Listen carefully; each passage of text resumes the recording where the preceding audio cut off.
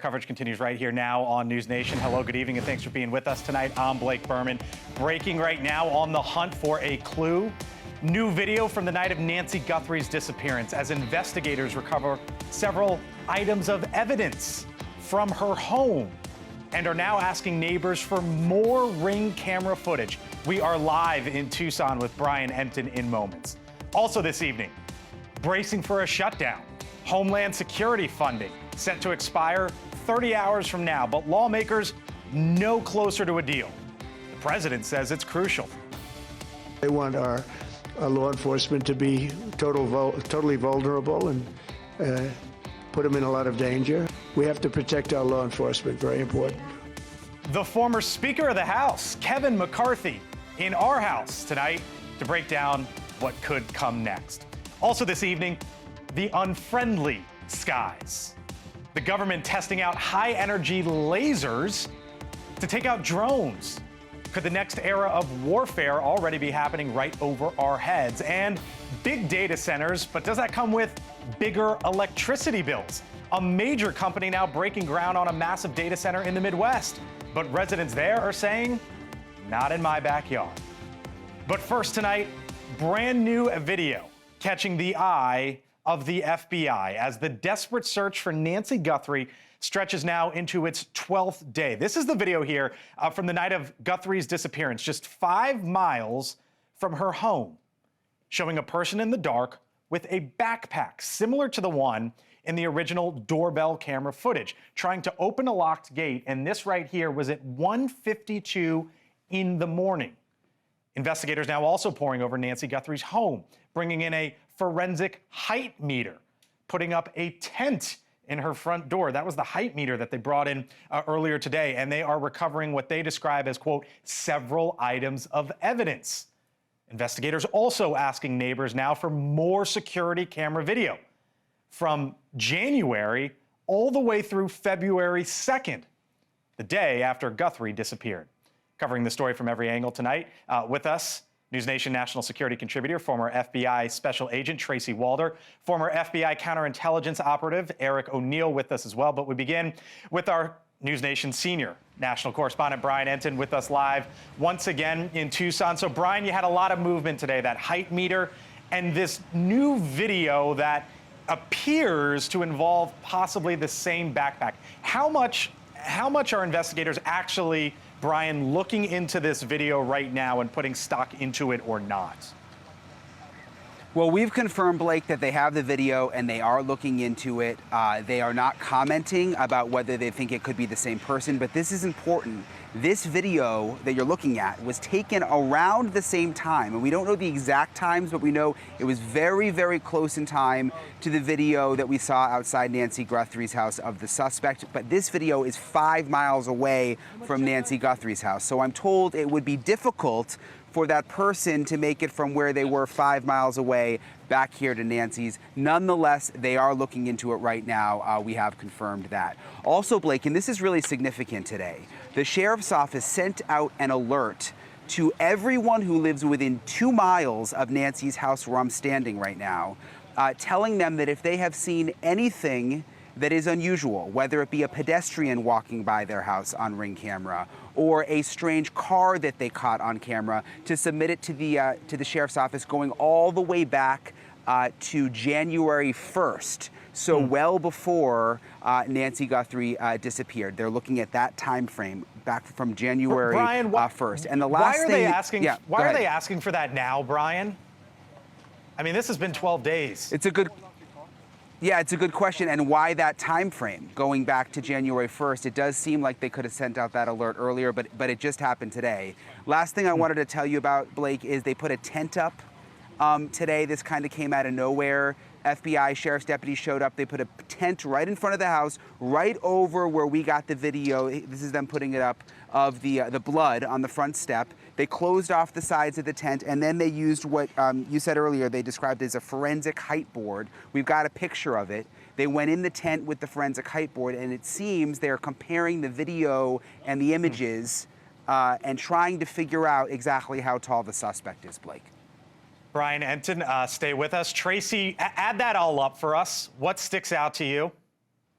So what sticks out to me is that they are doing sort of the nitty-gritty work of analyzing the video of the alleged individual. And so they are looking at this and determining how tall is this person, how large are their feet. Those are all the things that they're trying to do by measuring this. So that's good. It helps them build sort of more of a picture, if you will. Now, in terms of the video, I think the one really good thing about this kind of new video of the individual with the backpack is what that means is the public is actually looking. The public is trying to help look for a suspect. And so by turning over this ring camera footage, this isn't necessarily a bad thing. And now they have another sort of path to look at. Eric O'Neill, author of Spies, Lies, and Cybercrimes.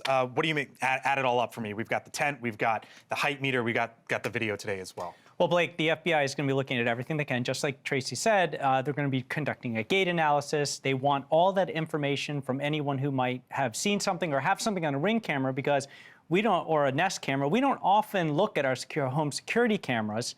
And you don't know until you actually review it. What the FBI will do is pull all of that information together to create a composite of the suspect, but also to see if perhaps there were other people around the area before the event happened, maybe casing the area, maybe looking at different homes to try to get a better idea of what happened before those events of that terrible night. Correct me if I'm wrong, but the timestamps don't match up. Do you often trust the timestamps on tech like this? You often do trust the timestamps, so I'm not quite sure why the timestamps wouldn't sync up. They should have those timestamps and the real timestamps. If you're talking about the timestamps between what happened at Nancy Guthrie's home and that earlier video, I mean, I think it's only 19 minutes to get from that earlier area all the way to the house when the crime apparently occurred. But I have no reason to understand why. Tracy, the timestamps there are a few minutes off. So how much do you actually put stock in this video? Listen, I don't think we can discount anything, Blake, right? That's not how the FBI conducts an investigation. But the timestamps don't add up for me because, again, as folks mentioned, the sheriff was pretty clear on that time frame. And if that 1:47 disabling happened of that Nest camera, we actually see that live happening on camera, and that can easily be corroborated with a timestamp. So I believe the FBI will be able to either prove this or disprove this probably pretty quickly based on that timeline. Where do you think the investigation is right now, Tracy? I think right now, given what they're doing with, measuring and all of that, I am not certain that they have a prime suspect in mind. The fact that they are trying to get, the picture of him out to everyone, they are really leaning on the public to help them generate leads. Brian, you speak with your law enforcement sources all the time. And we obviously have seen a lot of activity in the last 48 hours, whether it be that surveillance video that was put out by Kash Patel, this new video today, what we're showing on the screen there with the white tent. What's their sense, the folks that you're talking to in Arizona, what's their sense of where they are this evening? Yeah, and two things I wanted to say, and Tracy would know better than me on this, but my FBI friends say that they never release video or photos unless they have to, that the FBI does not like to do that unless they are in a position where they have to do it. The other thing I'll tell you is talking to local investigators here, this was interesting, and this is new today. They're saying that they don't know who's in charge, because I've been asking the question, so is the sheriff's office still in charge, or is the FBI in charge? And I tried to ask that at the last press conference, and the sheriff wouldn't answer the question. He said, oh, well, we work together. But I think it's a legitimate question. And even the investigators who are working on the case told me even they don't know who's in charge right now. How's that possible, Brian? Again, it kind of goes back to my initial question from 5 minutes ago and listen, a lot of this is that this is 12 days in, and you can question a lot over time, right? But when you tell me they're asking for video now, and then I hear you say they're not sure who's in charge, that's I don't know, a couple red flags to me. Yeah, it's confusing, and it seems like, based on what we're hearing, the sheriff doesn't want to relinquish power here. He was late to call in the FBI. And wanted to handle it himself. Imagine if the FBI was brought in immediately. You know, would they have canvassed the neighbor sooner? Would we have seen these pictures on the screen sooner? But from what I'm hearing, the sheriff didn't want to call the FBI right away.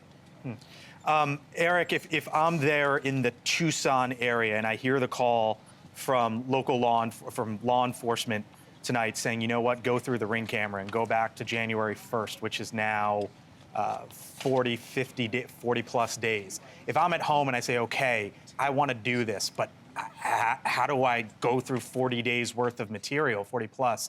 What would you tell folks tonight? Well, what they're going to have to do is start on their app and see how far back they can go. It's probably not going to go back 40 days. It depends on how long their service is keeping it, and they might have to reach out to Ring or Nest or whoever is using their doorbell camera to see how far back can I go on this and try to get the data that way. Tracy, what would you tell the public out there, given this new request from law enforcement? Yeah, I think if you see something, say something. That's what you have to do. And Brian's right. And I'm pretty sure Eric will agree with this as well. We don't release evidence if we don't need to the public. And so I truly do think that the FBI, at the point upon which they released that video, did not have a subject in mind. And that's why all of these tips from the public are actually incredibly important. They're crowdsourcing, essentially. It's not unprecedented. Remember, this is also what the FBI did in the Charlie Kirk shooting and the Brown University shooting, releasing these images and then trying to get help from the public. Eric O'Neill, thank you, sir. Tracy Walder, always appreciate you. Brian Enton, I'm told we'll catch you later in the show. Yeah, no, go for it. Yeah, and one thing we just got here, this just came in from the FBI. There's now a description of the suspect. From the FBI, and this goes back to what we saw with him doing the measurements earlier. A male, approximately 5'9" to 5'10" tall, with an average build. In the video, he is wearing a black 25-liter Ozark Trail Hiker Pack backpack. So those are some specifics that we have not heard before, Blake. Yep, we hope this updated description, they say, the FBI says, will help concentrate the public's tips we are receiving. Since February 1st, the FBI has collected over 13,000 tips from the public related to this case. They say every tip is reviewed for credibility, relevance, and information that can be acted upon by law enforcement. As Brian reporting there now, a description, 5'9" to 5'10", average build, wearing a black 25-liter Ozark Trail Hiker Pack backpack. Tracy or Eric or Brian, do you believe that to be the backpack in the video? Same one? It certainly looks like it. Tracy? It looks like it to me. Okay. The FBI, by the way, increasing its reward up to $100,000 for information leading to the location of Nancy Guthrie and or the arrest and conviction of anyone involved in her disappearance. Brian Enton breaking in with that news. It's a long post from the FBI as I read through it. Eric, thank you. Tracy, thank you. Brian, stick with us. I'm told you're going to be driving around the neighborhood as well throughout the show. Obviously, there is news breaking there in Tucson, and we will stay with you. Brian, Eric, Tracy, thank you. Still to come as we monitor the developments in the search for Nancy Guthrie live from Tucson throughout the hour. But next, ice out in Minnesota. Operation Metro Surge is ending. We've had great success with this operation, and we're leaving Minnesota safer. The president's border czar, Tom Homan, pulling agents out of Minneapolis as the clock ticks down on Capitol Hill to avert a Homeland Security shutdown. And someone who knows a thing or two about that, former House Speaker Kevin McCarthy, with us live, other side of the break. And later, the drone zone, why some say it's still time to build a border wall, but now in the skies.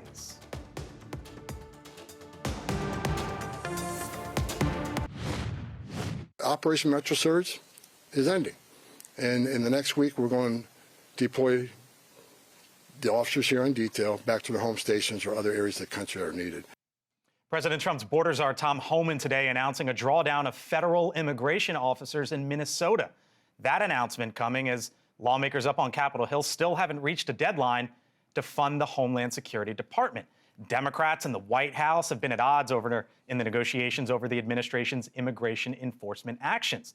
The department set to shut down the end of Friday without a deal, which appears at this point all but certain as Congress prepares to leave town, potentially for a break. My next guest has been through a little bit of this. Please welcome the former Speaker of the House, Kevin McCarthy, with us tonight here on the Hill. Nice to see you, sir. Thanks for coming on in. Thank you. There's a lot to get to. How does this end as it relates to the Department of Homeland Security? Because the Democrats have put out a list of demands. The White House is negotiating, and they seem at odds. And this is the only thing that's unfunded right now. Yeah, there's only 3% of the government not funded. We've been in a situation like this before, so you really don't feel it. But the interesting part here, this really isn't about Homeland Security as you know it. It's not about ICE. These are the things that will not be funded. FEMA, TSA agents, and think about this. These poor agents went through 40-some days without being paid and showing up to work every day. Secret Service, Coast Guard. Those are the things that won't be funded because ICE has already been funded well into the future. One big beautiful bill. So this is, this is showing where the Democrats, this is an emotional decision. They're not being smart about it. It's emotional, thinking they can't vote for something when they're really shutting down the Coast Guard, FEMA, Secret Service. But what would you say to the president? Like if you put back on your former Speaker of the House hat, what would you say to the president? Because the polling's against him on ICE, right? And it's something like 60% of the country is against the immigration actions, 2/3 of independents. And now I just saw, that surge come out of Minnesota, as we just talked about. So the president's changing here as this is the backdrop, as Democrats want more change. So what would you tell the president? I think the president's actually taken the right move. He put Tom Homan in. Look at the professionalism. And think about the 4 decades that Tom has served this country, from President Obama to President Trump. He went in there, professionalized, drawled down, calmed the situation, worked with leaders on the other side of the aisle, even the governor, attorney general, and got things to a very solid position. The country wants to have a secure border. The country wants to have legal immigration. They also want those who are gang members that are here illegally removed. Focus on the areas where the country seriously wants it. Find those gang members, but do it in an essence that you're not creating these battles inside these cities. And I think that's where you see the president going. This whole are you election. Among those that believe he went too far? Look, in any situation, the people want to have secure borders. They want to have safety in their streets. I think this has been riled up by a lot of people on both different sides. I don't think people should be going in. These ICE agents have to be able to be feel safe. The idea that the Democrats are saying you can't wear masks, they just want to know where these people live and where they work and intimidate them. You can't have that happen. Here's what I've seen. I've seen Republicans rebuke the president on the Epstein files. Just the other day, a handful of them, 6 of them, rebuked him on his tariff policy as it relates to Canada. It feels like more Republicans are feeling, you know what, we can go against the president right now. Do you think that's sort of the state of play in the House right now? Does he have the control over House Republicans that he once had? Look, this president is stronger politically than even Ronald Reagan was. What I would right now, you think? Right now, oh, more definitely. He can determine an endorsement of whether someone wins or loses. This is what the Republicans themselves are doing. They're not playing as a team. And inside Congress, you need a team. You need 218 to do anything. The idea that you have allowed more discharge petitions to go, that you have turned this floor over to the Democrats, is the worst position to be. You need to act together. You're not going to get 100% of what you want, but you're going to get it in a better form. If you can't pass a rule that allows the Republicans to control the floor, then you have made Hakeem the speaker. Do you think that's coming in 2026? Because I'm looking at DHQ, our partners, the generic ballot is Democrats +4. The betting markets have it at a 78% chance. Look, there's a lot of indications where you go. If you look at the New Jersey and Virginia races for governors, historically, if the Democrats win both, they usually flip the House. If Republicans win one, the Republicans flip the House. If you look at the state races, look at Virginia delegate races. There were 8 Republican incumbents that sat in seats that Kamala Harris carried. All 8 of them lost. But there were 5 Republicans who sat in seats that Trump carried up to 4.5%. They all lost, too. So what you find, if you extrapolate that and put that onto the current map, the Democrats have the advantage. But the Democrats have the weakest leadership they ever had in Hakeem Jeffrey and Schumer. They are disadvantaged in money disproportionately. We have never seen this way of disproportionate money advantage. But you also got to look at recruitment. Now, when I became leader, Nancy Pelosi became speaker. In 4 years, we won the majority by 5 seats. I won 5 more seats in California, 5 in New York. Recruiting matters. We elected the most Republican women in the history of our party. Do you think we see Speaker Jeffries in January 1st, 2020. Well, it's really interesting. If Democrats were able to win, there's no guarantee that he's Speaker. David Plouffe. Do you think we see a Democratic Speaker? There's a long way from it right now. Okay. If you look at the polling nationwide, the advantage is to Democrats. Okay. But the economy is going to be coming back. Does it come back fast enough? I got to leave it there, as there is breaking news out of Arizona. Kevin McCarthy, former Speaker of the House. Hope you come on back. All right, Thank thanks you, for having me. Appreciate it. All right. By the way, just one more day left to fund the Department of Homeland Security before it shuts down, as we were just talking about. Congress on the clock, 1 day, 5 hours, 34 minutes. Still to come, our coverage continues here on News Nation. Brian Enton, other side of the break, as the FBI has just put out a description of who they are looking for in Tucson, Arizona, the very latest, as we have it when we return.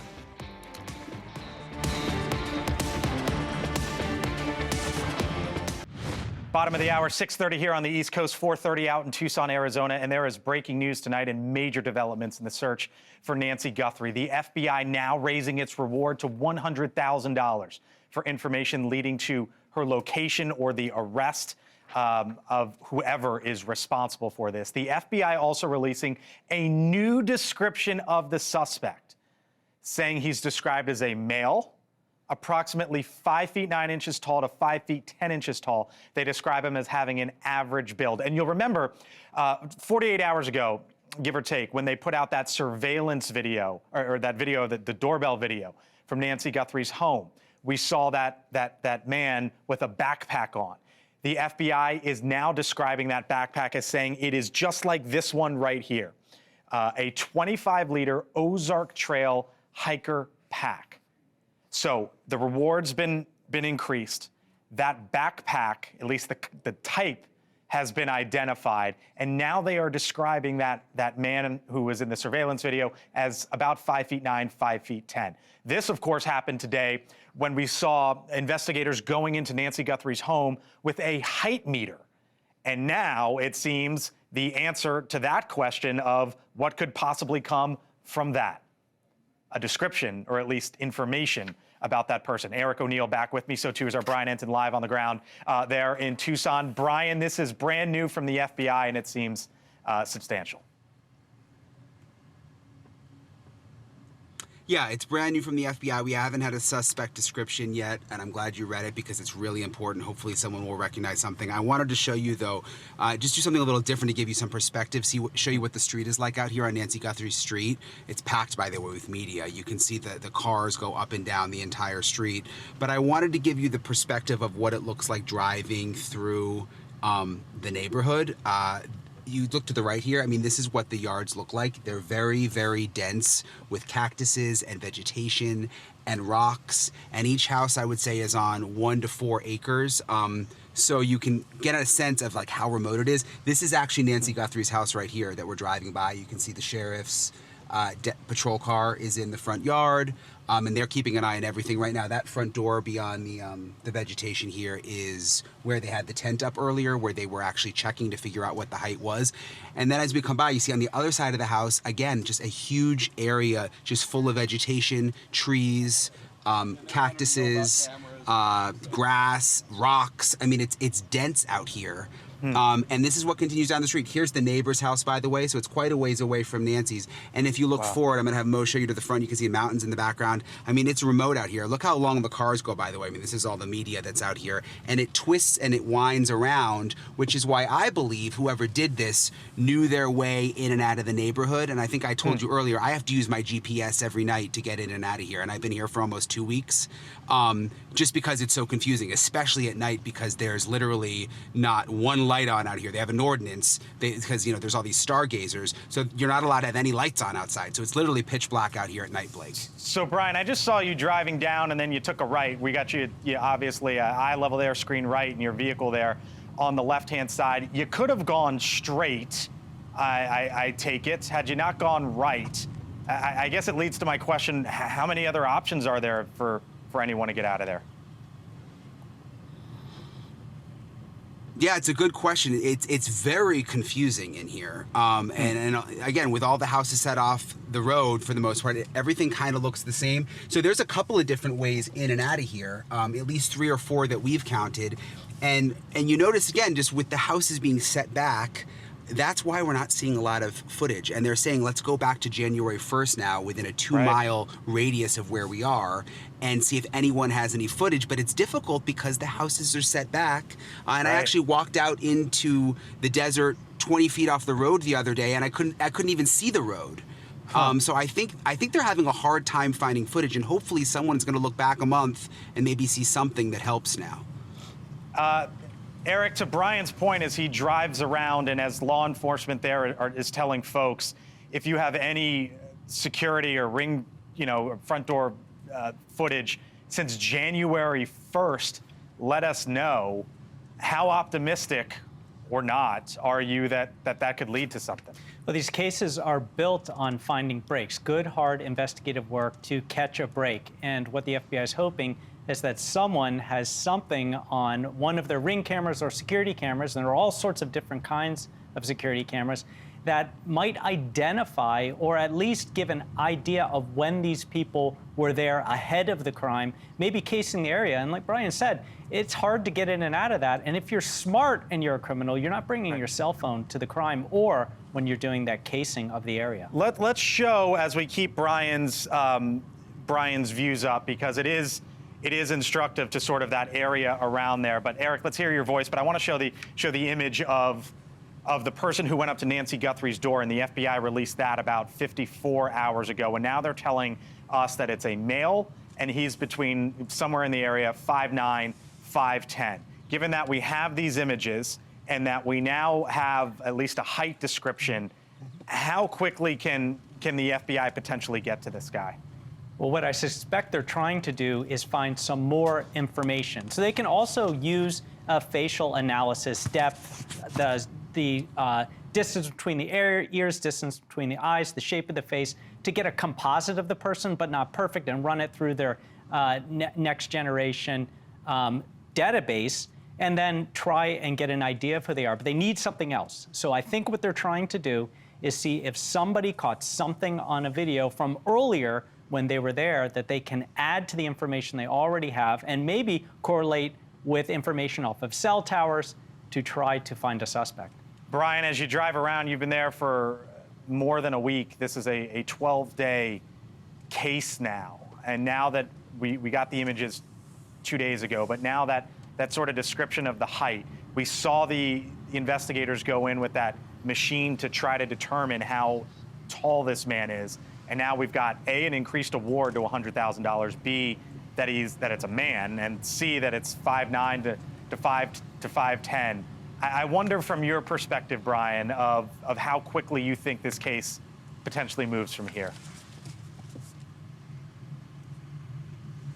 Yeah, and by the way, I'm lost again, just to give you an idea. Like, I literally, Mo, do you have any idea? It is so confusing in these neighborhoods. Yeah. Yeah, I mean, it's very, very hard to figure your way in and out of here, and I'm hoping to get back to kind of closer to Nancy's house. But back to your question, the hope is that they're making, and they are obviously making progress. I mean, they've now released a suspect description. We didn't have that, which is hopefully going to be really helpful. The height, the specific backpack name, I mean, those are the things that may trigger someone to remember something or think, gosh, I know this person who just bought that backpack. So I don't want to say they're not making progress, because they obviously are making some progress with the investigation. But in terms of whether they actually have any real suspects, it makes you wonder, because why do they continue to put more and more information out to the public? All right, Brian Enton, stay with us there in Tucson, Arizona. We'll be back to you on the other side. Our coverage continues here on News Nation.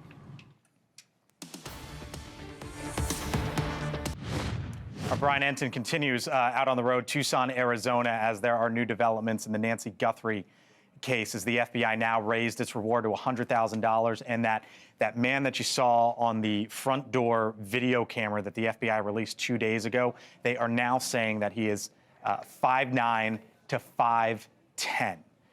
New photos as well of the backpack that was worn by this man right here. It's 25 liters. That's the size of it. But it's known as or called an Ozark Trail hiker pack. The FBI releasing images of that backpack as well. And the image that they released is one that is a black backpack. Here we go. There it is, or at least a darker color. There was a flurry of activity around Nancy Guthrie's home today. Investigators even putting a tent over the door. Neighbors also being asked for surveillance footage to help in the case. And they're asking people there in and around that area to go back until January 1st to see if they know anything or can see anything on their cameras. Our Brian Enton is with us on the road driving around Tucson. And Brian, the reason why you've been driving, the perspective that you wanted to give us was how you said that there are many different ways to get in and out of there, how confusing it is even for you who's been on the ground there for more than a week now to drive through that area because there's no lights, especially at night. And one of the things that you've been reporting on, Brian, are frustrations on the ground there from those who live there and frustrations geared toward the sheriff. Yeah, that's right. And I'll just give you a lay of the land here. This is, again, we made it back. Again, it's very confusing, Okay. but we're back in front of Nancy Guthrie's house, and just so you can kind of see how much media there is, Blake. I mean, sometimes I hear people doing live shots in other languages out here. I mean, there's just a ton. It's like become almost like a little bit of a circus-like atmosphere out here. And if you look on the other side, left side of the car, right here, this is Nancy's house with the sheriff's deputy out front, just kind of keeping an eye on things. But back to your question about the sheriff. We've heard a lot. I mean, there's frustration that the sheriff did not call the FBI in earlier, Blake. That's the main thing we're hearing, that there was a reluctance to call the FBI in immediately, that they were trying to handle it themselves. And if the FBI had been called in sooner, we may have seen the surveillance photo sooner. We may have gotten the description sooner. There would have been more canvassing of the neighborhood, the black gloves that were found. All of that came after the FBI was brought in. So that's the main concern that we've heard. And also the homicide team we're hearing within the sheriff's office is young and inexperienced. There's been a lot of turnover there. Many of them only have 2 to 4 years experience. And it's something else on the ground here that seems to be frustrating the locals, Blake. Brian, there are the frustrations that you report on, but I could also look at what's come the last 48 hours, which is surveillance video, images, now a somewhat of a description, and obviously a key item in the case. Concentrate if you need to park, of course. But all of that coming in the last 48 hours here, and it does seem like they've made some progress. Yeah, for sure. And that's the thing. I mean, they may not have a prime suspect, but they are making progress. I mean, there's no question about it. Look what they did with the Nest camera, Blake. Yeah. Initially, the sheriff said there was no way to get the video, that there was no subscription. FBI comes in, and within days, they are able to get the video working with Google to recover the video, which was huge. So they're definitely, they're working around the clock. There's no doubt about that. They're making progress. I want to show you the landscape again, though, here, Blake, because it's a beautiful part of the country, but it's rugged. Yeah. I mean, we're right around the corner from Nancy's house now. And again, you see, this is not like a normal neighborhood. There's cactuses everywhere, there's rocks everywhere, and it's surrounded by mountains. It's a valley here. So it's very rugged terrain. Brian, do you think it's reasonable to believe, as they ask the public to look through their, if they have them, front door cameras or surveillance cameras or whatever sort of technology they may or may not have, is it reasonable for the folks in that area to have captured anything? Because as I see you driving around, there's lots of space. You say it's dark at night, and there's obviously a ton of shrubbery. Yeah, and that's the issue. The houses are back off the road. And there's no light out here, which I didn't realize until I came here, but there's actually an ordinance I was saying earlier where, because there's so many stargazers, they have created a law that you can't have lights on at night and you can't have street lights. So even if you had a camera near the street, it would be so dark. And again, you see how the houses are here. Most of them are off the road. This one's actually got a little more open space in front, but most of them have a lot of cactuses and shrubbery in front. So even if you had a camera at your front door, the chance of it getting someone driving by in the street, the chances are pretty low out here, Blake. You know, Brian, this line, and the FBI just put out on social media, 1, 2, 3, 4, 5, 6, 7, basically a 7-paragraph statement. And one sentence here in particular caught my attention. They said, and it's toward the bottom, they say, additionally, we do not comment on tips and information we receive regarding ongoing investigations. And that might be, that's true and might sort of be standard language there, but what does that say to you about potential next steps that we could get from law enforcement there? Well, it says to me, listen, every time we find out something new, like the surveillance video we were talking about earlier from the same night that Nancy went missing from 5 miles away, that video that we were showing you earlier of the guy with the backpack, the other video, every time we come across something like that, we reach out to the sheriff's office and the FBI and we say, hey, we've seen this. Is this part of the investigation? And I think what they're saying, and they always tell us, we're aware, but we're not commenting. So I kind of think it goes back to that. It's just explaining that we're not going to respond to every one of your little questions, basically. Right. But, you know, that's just my take on the line that you read. Brian, stay with us. We're back with the breaking news out of Tucson. Other side of the break, a new description in the Guthrie investigation. Jesse Weber is with us as well. I'll see you in 4.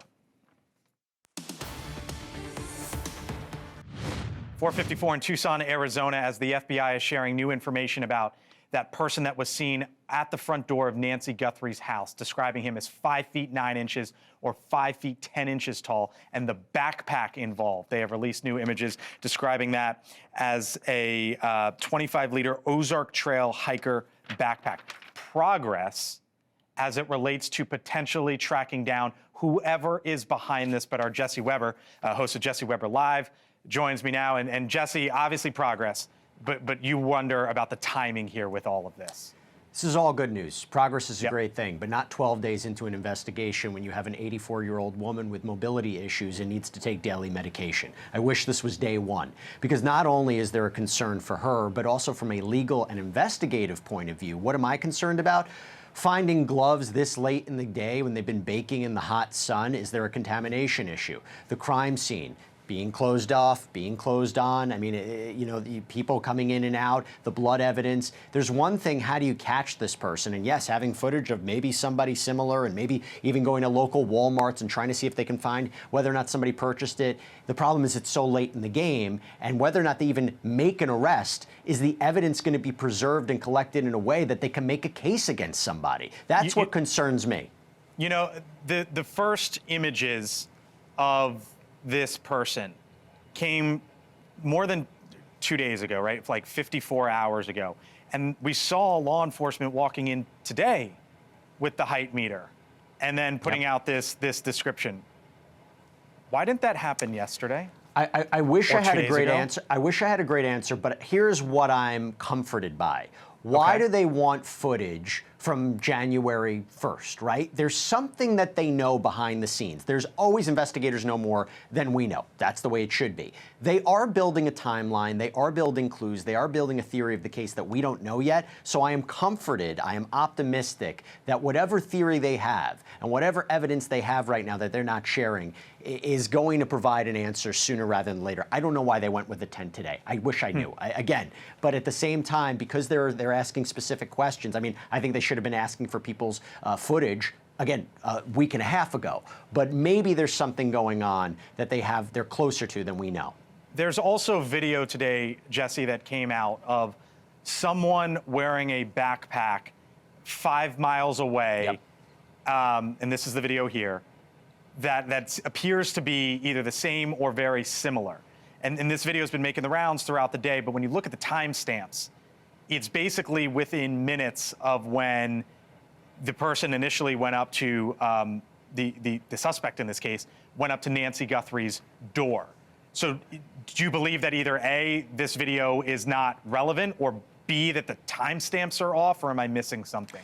It's definitely relevant. You make a great point with the timestamps, unless something's wrong with the internal system. Or B, you had a guest on earlier who said maybe it could be two things could be true at once. You know, how nearby was that to Nancy's location? What I will say, What we're going to do actually tonight on the show, we're bringing on a body language expert. We had him on last night, Scott Rouse. He analyzed that video on the left. I'm going to ask him if he thinks it's the same person. And so I will be very curious if the movements, because he last night said those movements are very specific, gave him an idea about who this person was, didn't think he was very sophisticated. I'll ask point blank, you think this is the same guy? And I'll be curious to hear what he says. Why do you think the FBI hasn't commented on that other video? The one from today. It's making the rounds, it's out there. They could say, yes, we believe this is the person, or no, we don't, stop showing it. I don't think that they need to comment on it right now. They would comment to the public if they needed their help. Now, on one hand, they might say, hey, do you know who this guy is? Anybody recognize him? There's something to that. Maybe they can't independently verify its significance at this point. But I also think this is an investigation that was problematic from early statements from the sheriff, okay? And that is not what they want. They do not want to taint this investigation any more than it was possibly tainted already. All right. Jesse Weber, 11 Eastern. 9 local time in Arizona. Live for us tonight, Jesse Weber live. Jesse, appreciate the time and perspective. Thank you, sir. Thank you. So if you're just joining us, the news out of Arizona this evening is that the FBI has put out a height description, 5'9" to 5 feet 10 inches tall.